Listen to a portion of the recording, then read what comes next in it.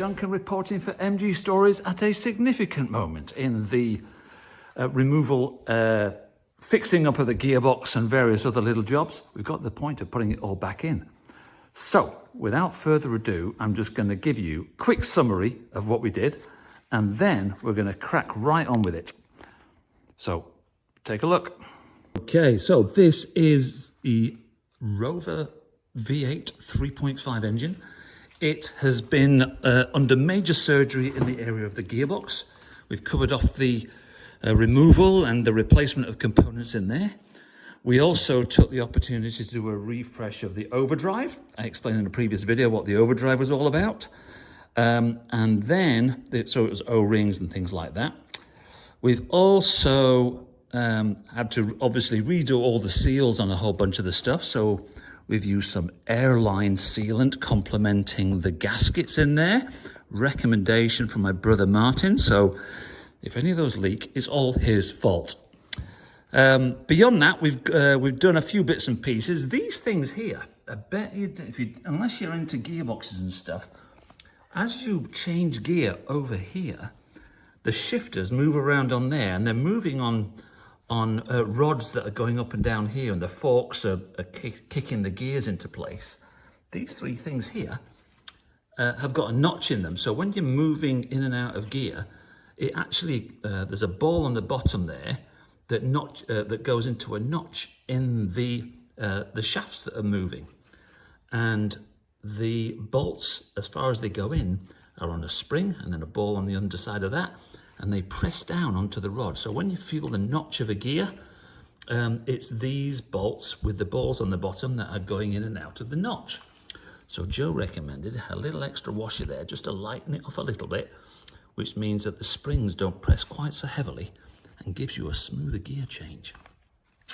Okay, beyond that, we've got a little bit of a refresh of a bit of wiring here that just needed smartening up, and some poles replacing. Here's the overdrive switch. Don't forget, this is the overdrive unit here. That gives you an extra gear. So it's like 4 gears in there and an extra one there, giving you like 4.5. And we've got a switch there that switches when you go into reverse gear, so the light switches up. And that's the activator of the solenoid. Oh, sorry, that's the I can't remember. It's all exciting. One of them's the reverse, and one of them's the check to make sure that you're not putting it into overdrive, only in fourth. Can't remember which way around it is. I think that's the one. And then this is the activator of the solenoid there that goes down to there. So as you remember, all that's been all resealed up. And then a bit of bling. I wanted to refresh the bolts and make them pretty. So those have got new bolts on. These have got new washers on. New clip there. A bit of a tidying up of the wiring here. On here, put the manifold on the last video, but when I went to torque them up, this bolt slipped. So it's as a result of an aluminium engine and a steel bolt going in, the aluminium isn't quite so strong, so the bolt stripped. So I learned a new skill called a helicoil, which is threading where you oversize the drill. You drill it out a little bit, you put in this metal coil that goes inside and sits in there and receives the bolt going in.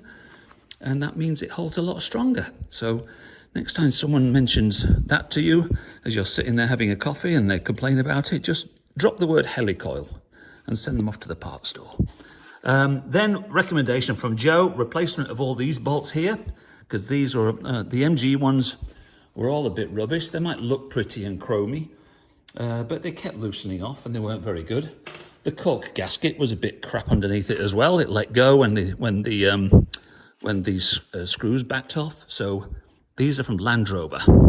So any authentic MG aficionados there complaining that I put a Land Rover piece onto my MG, you know what you can do with that.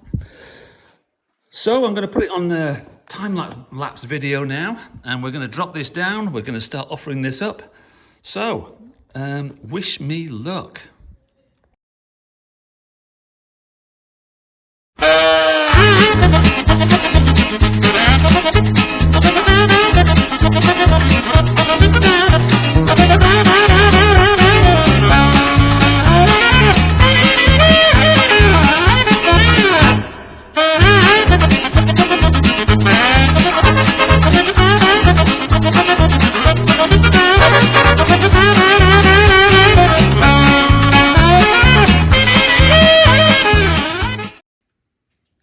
Well, as you can see by my facial hair or lack thereof and general aging, we've jumped forward a couple of weeks, and as you may have seen from the time lapse, everything didn't go quite as smoothly as maybe the time lapse gave the impression of, because getting that engine and gearbox back in was difficult.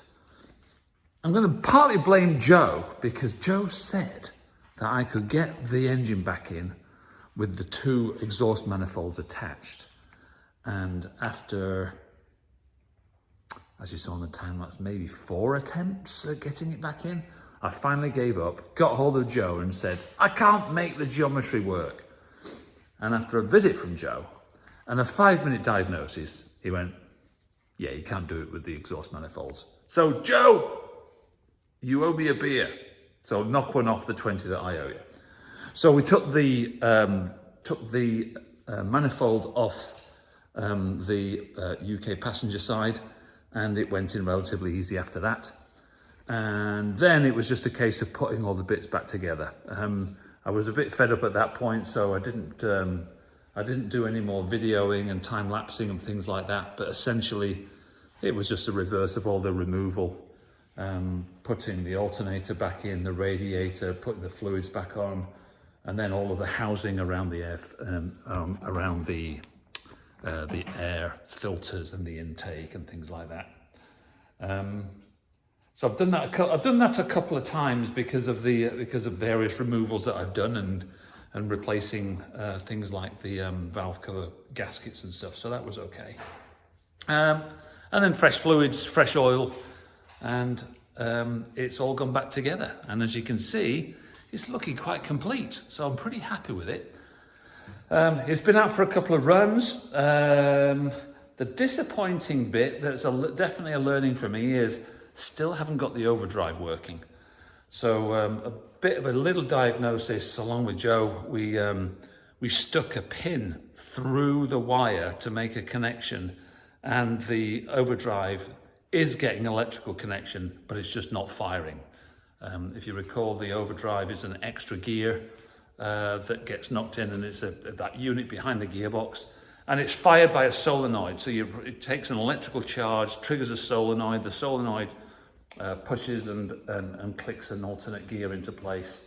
So it's getting the power, but that extra gear just isn't happening. So I've been just running on 4 gears, which is okay, but it's running at an extra 500 RPM on top of what it should do if it was on overdrive. So it's definitely something I want to get sorted out. But I'm going to take the win as a win as a win. So it's all back together, it's working, and it's pretty good. So thanks for watching the gearbox series. I don't know how to finish it, so I'll just say it was a lot of work, especially because I hadn't done it before. And as you can see, it's all back together. It's looking pretty smart, and I'm getting some nice compliments. So from me and Butler, the shop dog, we will say, this is Duncan for MG Stories. Back to the studio.